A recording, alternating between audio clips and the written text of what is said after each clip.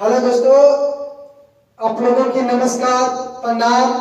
हम छोट भाई सिंगर कलाकार मसूरी लाल महतो और आप लोग प्यार दुलार आशीर्वाद रउआ लोग दी और मसूरिया के आगे बढ़ाई। तो चलिए, आप लोग अगर गाना को अच्छा लगे भैया तो चैनल को सब्सक्राइब करें, लाइक करें, कमेंट करें, शेयर जरूर करें।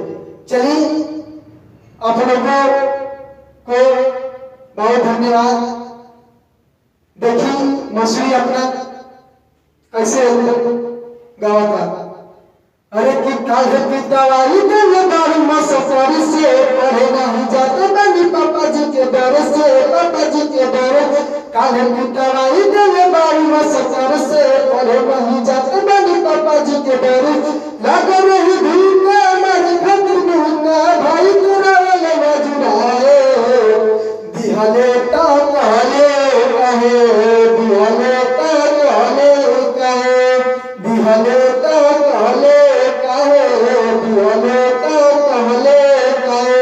काले पिटवाई देले बारू मसकर से पढ़े नहीं जाते बनी पापा जी के डर।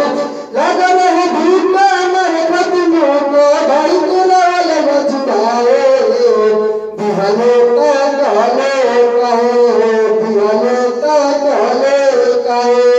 अरे दिहले ता कहले कहे, दिहले ता कहले कहे।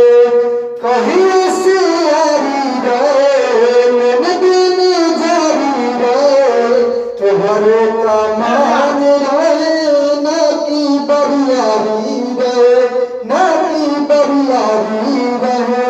कहीं से आरी रे मन दिन जारी रे तोहरे का मान रे ना की बरियारी रे।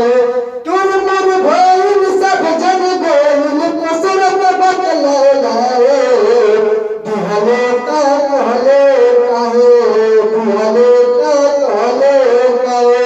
अरे दिहले ता कहले कहे, दिहले ता कहले कहे। मसूरी के प्यार गइल कहियो जिंदगिया माइल ये कहीं गो चुमा खातिर इतना बदल भइल, इतना बदल भइल।